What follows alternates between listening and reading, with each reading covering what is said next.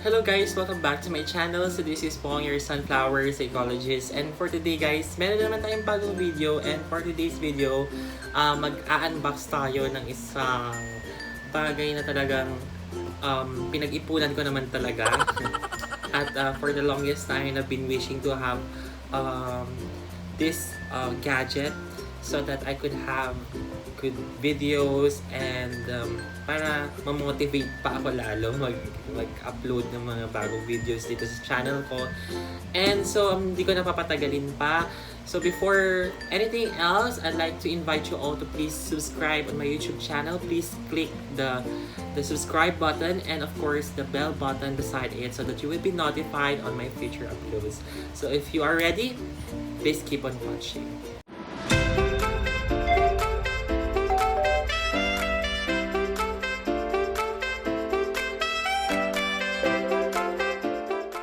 So, ayun nga guys, bale sabi ko kanina, pinag-ipunan ko talaga tong gadget na to and talagang pinag-isipan ko talaga siya.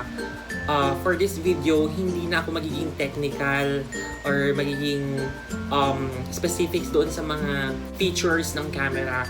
Basta sa akin lang, pinili ko lang talaga siya dahil alam ko na parang meron siyang similarity doon sa mga sikat din ngayon na mga cameras na ginagamit nila for vlogging. So, ayan, nabanggit ko na, camera po yung ipapakita ko ngayon. So, i-unbox natin for tonight ang aking bagong camera, which is the Canon EOS 200D Mark II. So, it has a kit lens, of course. Included inside the box is the EFS 18-55 ISSTM. So this is the kit lens that is included in the box. So I'm so excited to open this. So again, gagamitin ko siya sa mga vlogging ko. Susubukan natin mag-weekly uploads. Sabi ko nga kanina, parang nakaka-motivate din na magkaroon ka ng camera. And at the same time, to use this camera sa mga vlogging activities mo and so on and so forth.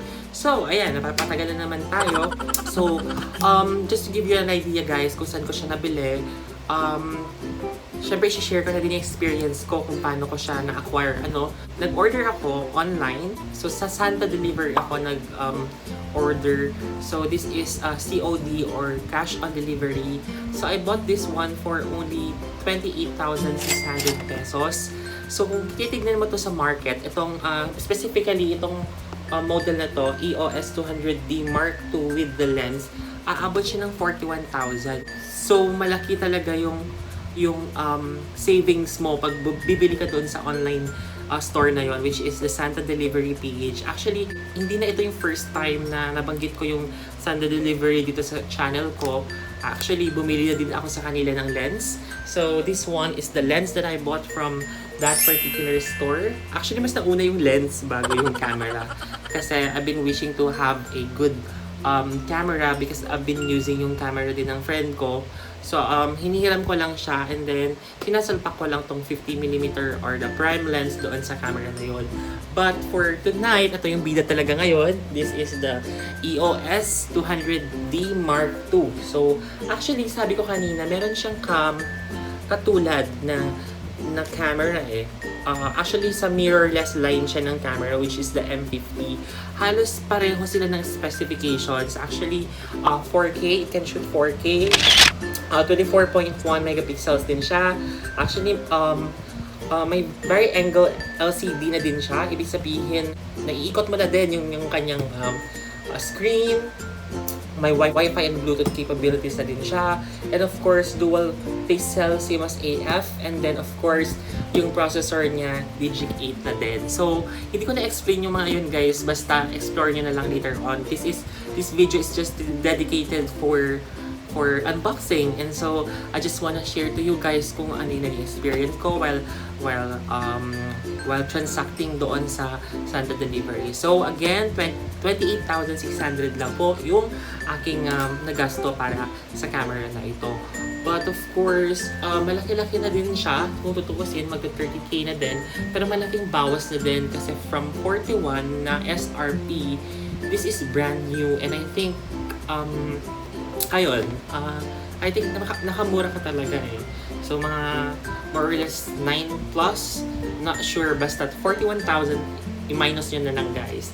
So pagbukas nyo ng box, ito yung makikita nyo agad. Ayan. So, sa loob, meron siyang paper.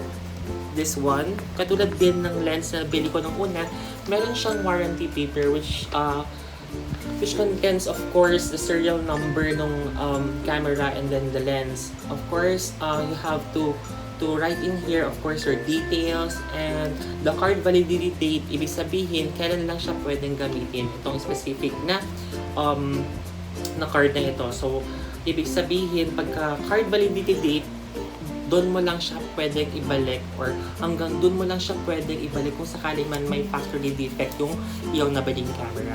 So, this one is the warranty sheet and bubungad na sa atin agad yung ating charger cord, I think.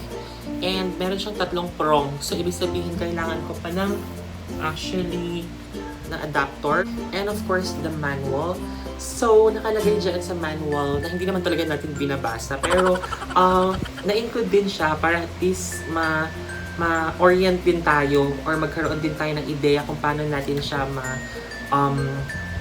makulikot yung particularly the menu kasi sabi nila sa mga reviews bago ko ito binili medyo may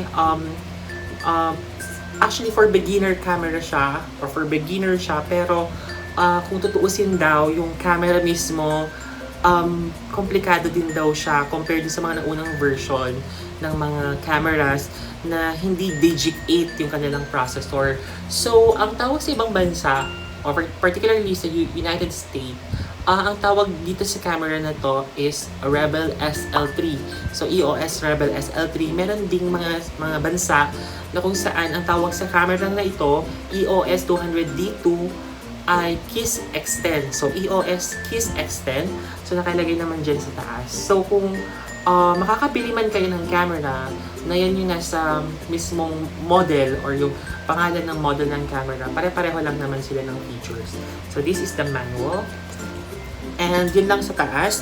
And then, for the second level, pagbukas natin ng ganyan, meron naman siyang, of course, bubble wrap. Okay, it's good that they include bubble wrap dito sa taas. And then, ito na guys sa loob. Ayan, kita nyo ba? Alright. So, uunahin na natin, of course, yung accessories muna. Okay, so we have here, of course, the charger. Kung saan isasalpak yung battery. Okay, ayan siya. Okay. We also have here, of course, the battery pack, which is LPE17. Ang LPE17, pang DSLR talaga siya. And I don't know if may mga mirrorless camera din na kailangan ng mga ganitong klaseng battery. But based from my observation lang, di naman ako techie at hindi ko memorize lahat ng mga cameras ng Canon. Pero pansin ko lang pag mga DSLR, ang ginagamit talaga nilang battery is LPE17. I'm not sure, hindi ko sure kung may mga iba pang batteries, pero ito talaga nakikita ko madalas. So, I guess this one is 1040 milliampere. Para sa battery na ito, it goes a long way kasi kung DSLR yung gagamitin mo which uses optical viewfinder, hindi siya ganun kagasto sa charge or sa energy. Unlike doon sa M50 sa mga mirrorless camera na digital yung nasa loob, sabi ko nga sa inyo, hindi ako technical kailangan talaga niya ng energy and kailangan mag-consume ng energy para ma-operate niya yung kanyang function. But for this one, which is DSLR, optical viewfinder siya, so konti lang yung hinuhugot niyang energy or charge doon sa battery. And also, we have here the strap.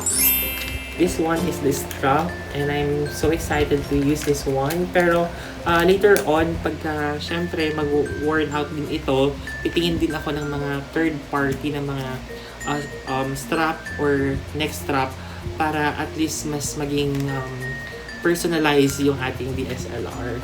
And of course, we have here the kit lens.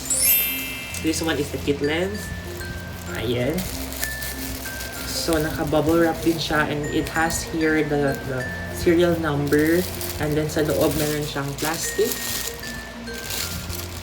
Alright. Oh, magaan siya. And iba na yung design ng kanilang zoom lens or kit lens na madalas ini-include nila sa mga boxes or sa mga kit lens nila, yung mismong package. This one is EFS 18 to 55mm zoom lens image stabilizer. So it has actually some focus trigger dito sa side. And let's try this on in a while. And or kung hindi mamaya, I'll try this one. Pag-aralan ko muna siya and then let's see yung performance ng lens doon sa camera. And of course, yung bida sa lahat, the last item doon sa loob ay yung mismong camera body. So, wala nang laman. So, ito na lang yung loob ng box. So, naka-bubble wrap din siya. And inside the bubble wrapper, meron tayong cloth bag.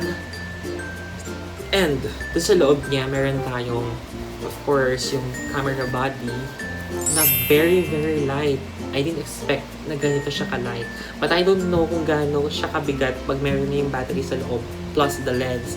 Pero kung titignan mo siya, parang magaan lang siya. And based sa review, bago ko ito binili, magaan lang daw siya. Relatively lighter than the first version, which is the 200D. And of course, this one is the 200D2. So, actually guys, maliit lang siya. Carry naman siya ng kamay ko. Konti lang din yung pinagkaiba nila ng M50. Actually, halos magkapareho sila ng weight, pero this one is significantly heavier than that of the M50. At yung sinasabi ko kanina ay yung vari angle, which is, ayan guys, ang ganda. Ayan, pwede mo siyang iikot. Ayan. And then you can actually rotate it, and then ito na yung nasa labas niya. And then kung gusto mo lang siyang ibalik, you just have to rotate it back and then close it again. And then pansin ko lang guys, as compared dun sa 200D, ay konti na lang yung choices niya sa mga mode dial. As compared doon sa 200D, ang daming options for mode dial, but this is simpler. And of course, yung kanyang power button, nandito na lang siya. At iba na din yung tsura ng power button niya guys. Naka-incorporate na dito or lagay na dyan mismo yung video mode. Not sure kung makikita nyo, pero nandun na yung video mode, off, on, and video mode. Of course, I'm not sure kung ano tawag dyan, pero magaan lang siya guys, and konti lang siya, napaka-minimalist ng design. And of course, we have here the model, which is the EOS 200D2 or Mark II. So, ayun guys, ilagay na natin yung ating lens, and then let's try. Ayan. So, of course, we'll try to open it.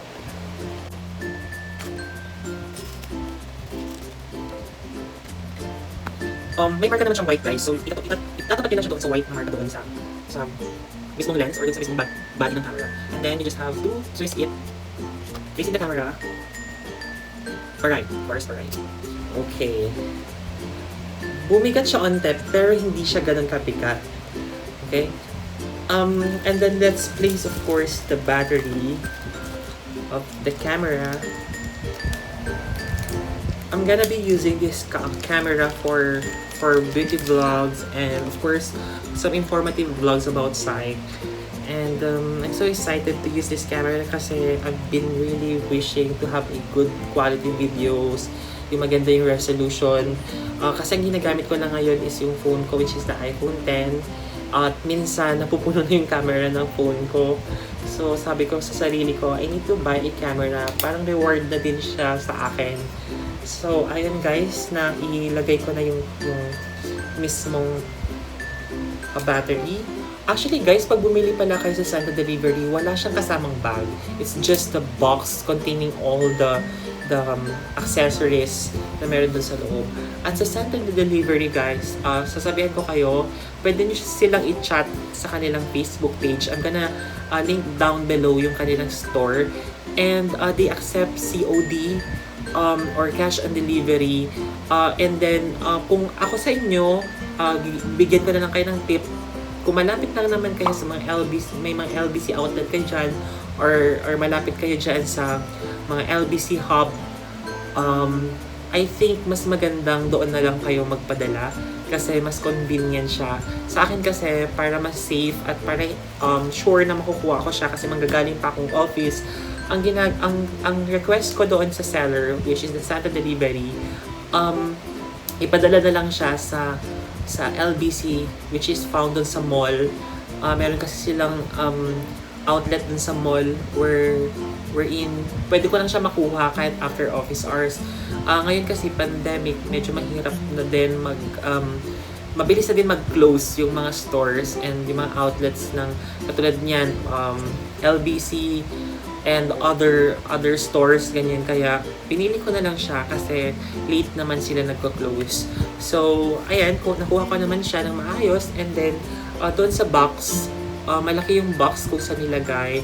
Ang comment ko lang doon, dapat naglagay sila ng madaming styro sa paligid para hindi maalog yung box or yung mismong package doon sa loob, yung camera package.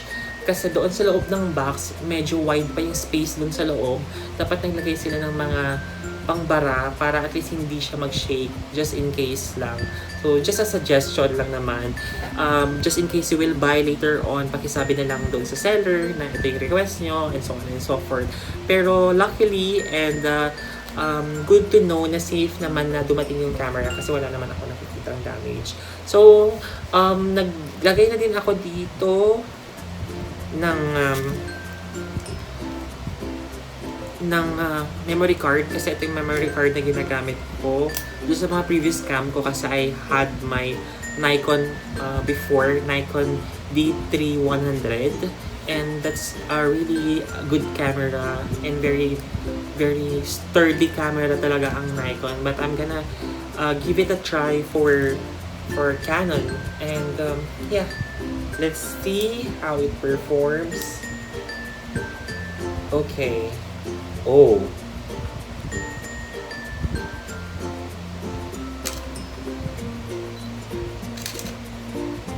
This is so nice. I didn't expect that's gonna be as good as this.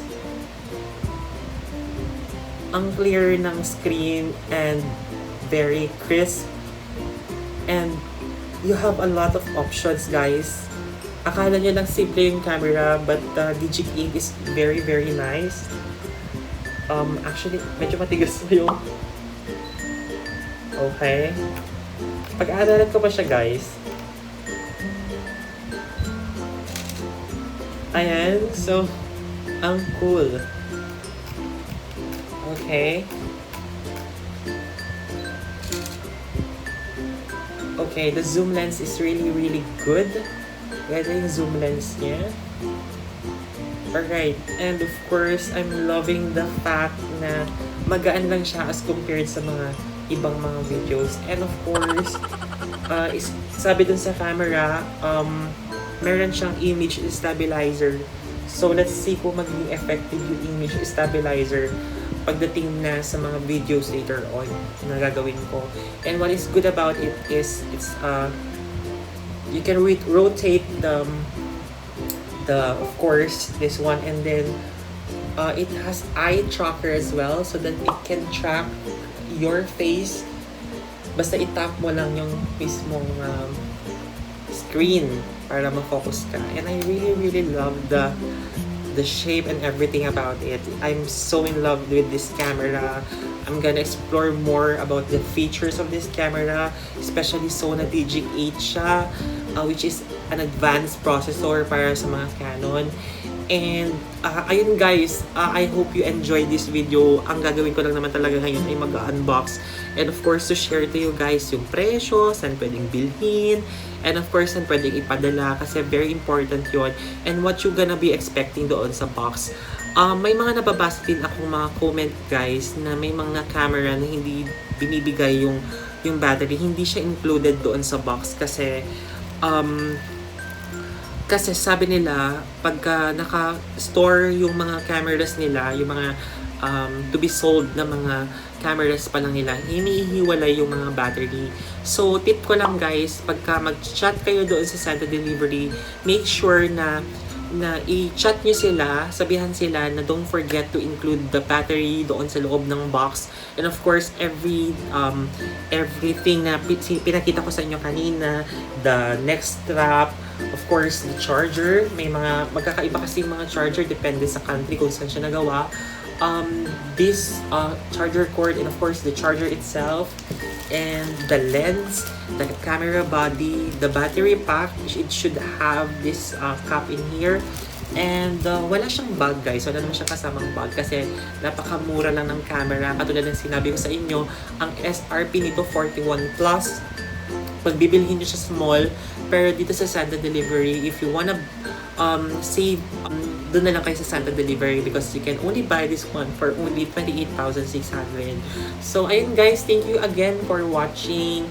And I hope nabigyan ko kayo ng ideya kung paano, kung saan, and of course, kung paano nyo pwedeng i-acquire tong camera na maayos siya sa packaging and all of the tips. Of course, for my succeeding videos, I'm gonna be using this camera na for my vlog, and I'm so excited for this. And again guys, don't forget to subscribe on this YouTube channel, and then of course don't forget to click the notification bell so that you will be notified just in case I will be posting some more videos katulad ng beauty vlogs and of course vlogs for psychology students and practitioners. So thank you for watching and see you on my next one. Bye bye.